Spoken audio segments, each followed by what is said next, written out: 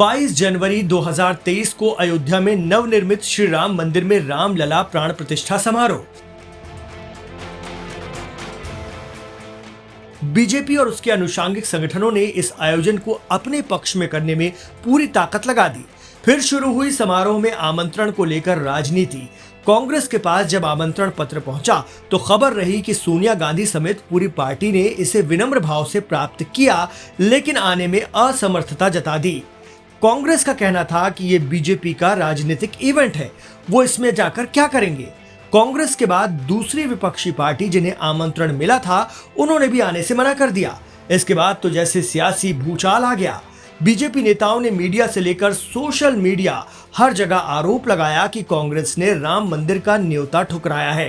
कांग्रेस मंदिर विरोधी पार्टी है। उस वक्त आचार्य प्रमोद कृष्णम समेत कोई भी पाला बदलने वाला कांग्रेस नेता यही कहता था कि कांग्रेस ने राम मंदिर का न्योता ठुकराकर अच्छा नहीं किया, ये आस्था का अपमान है। आहत होकर हम बीजेपी में जा रहे हैं। ये सिलसिला चलता रहा, लेकिन कांग्रेस अपने स्टैंड पर कायम रही।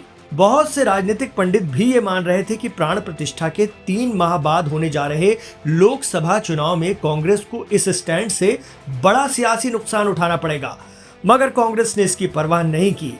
अब जब लोकसभा चुनाव के नतीजे आए हैं तो पता चला कि कांग्रेस को अपने इस फैसले से नुकसान नहीं बल्कि फायदा मिला है।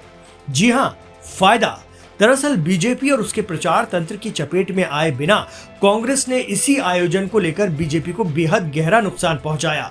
हुआ ये कि पहले तो कांग्रेस और दूसरे विपक्षी दलों ने विनम्रता से मना कर दिया। फिर राहुल गांधी और दूसरे कांग्रेस नेताओं ने मुद्दा बना दिया कि देश की आदिवासी महिला राष्ट्रपति समारोह में क्यों नहीं आई।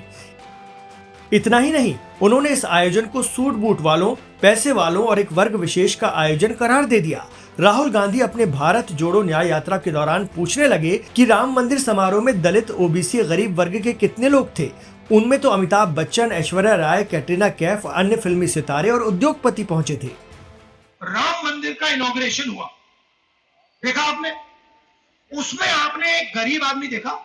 नहीं देखा आपने? उसमें मुझे अमिताभ बच्चन दिखा, ऐश्वर्या राय दिखी, अदानी दिखा, अंबानी दिखा, सारे के सारे बिजनेस वाले दिखे। मुझे एक गरीब बंदा उसमें नहीं दिखा, एक किसान नहीं दिखा, एक मजदूर नहीं दिखा, एक बेरोजगार नहीं दिखा, और सारे के सारे जो अरबपति हैं वो दिखे। और वहां पे वो बड़े लंबे लंबे मीडिया को भाषण दे रहे हैं। अंबानी जी दे रहे हैं, अदानी जी दे रहे हैं, उनकी बीवी दे रही है, उनके बच्चे दे रहे हैं। आपने देखा होगा भाइयों, ये 74% जो है ना लोग, और इसमें आप 2-3%, 4%, 5% जनरल कास्ट के गरीब लोगों को जोड़ दो, इनका इस देश में कुछ नहीं बचा। कांग्रेस के दूसरे नेताओं ने भी यही पूछ कर बीजेपी की हालत खराब कर दी कि राम मंदिर के भव्य समारोह में आदिवासी महिला राष्ट्रपति प्रधानमंत्री मोदी के साथ क्यों नहीं थी।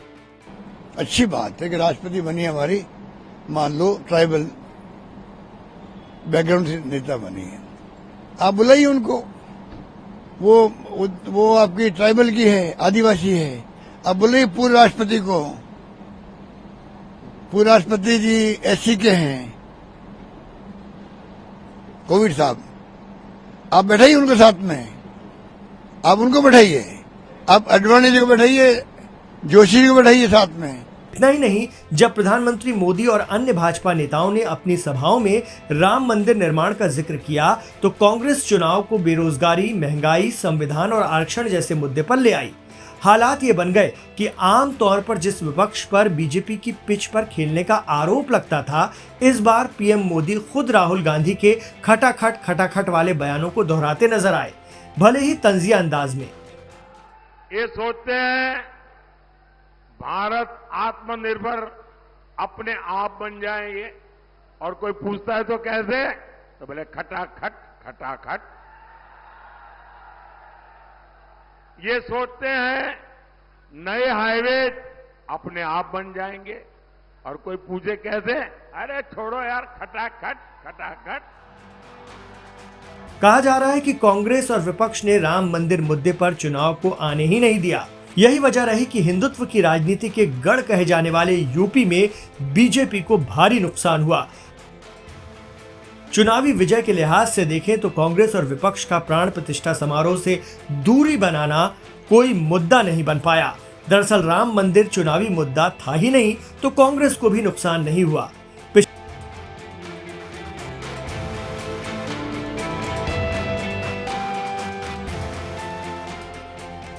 पिछले दिनों राजस्थान के अलवर में ज्योतिपीठाधीश्वर जगतगुरु शंकराचार्य स्वामी अभिमुक्तेश्वरानंद सरस्वती ने शास्त्रों का हवाला देते हुए कहा था कि मंदिर का पूरा निर्माण होने के बाद ही प्राण प्रतिष्ठा की जा सकती है।